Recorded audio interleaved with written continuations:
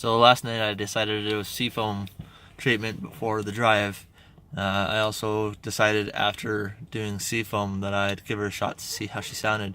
And this is the caddy, by the way. And when I did the seafoam, knocked something loose, and I think it got stuck in a valve spring or something. We've got a little bit of a valvetrain noise.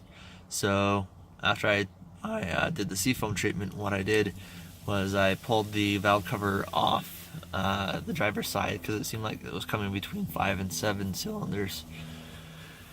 Once I pulled the valve cover off, I saw that the pushrods were all coated in sludge. Well, not sludge, but varnish, I guess would be the proper term. They looked textured, which is kind of odd. So I pulled all the pushrods out, sprayed them out, got some gunk out of a couple of them. I think the valvetrain noise, or I thought the valvetrain noise was something that got knocked loose and put in like a spring, or even the valve seat, something like that. So I took cleaner, carb cleaner, and sprayed it through the pushrod into the lifter, and I did that for all 4 intake and exhaust sides on the driver's side of the engine. So cylinders 1, 3, 5, and 7.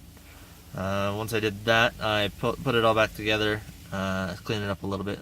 I put it all back together, started it up, and the valvetrain noise is still there. So I did an engine flush, poured a quart of this stuff in, and let it idle for 5 minutes.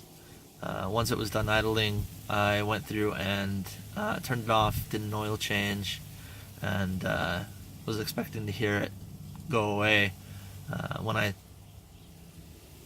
put the new oil in and the new oil filter, put some new oil, and then started it up, this is what it sounded like.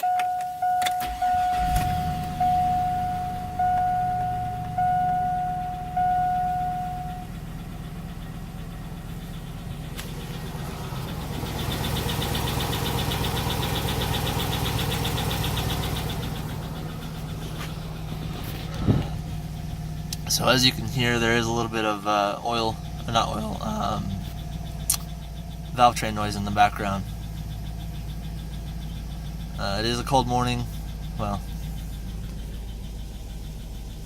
73, so the motor's cold. It's been sitting all night. I wrapped up around 2:30 last night, so it's about 9 a.m. right now. Yeah, there's a small valvetrain noise. Seems to be a common issue for the LS motors.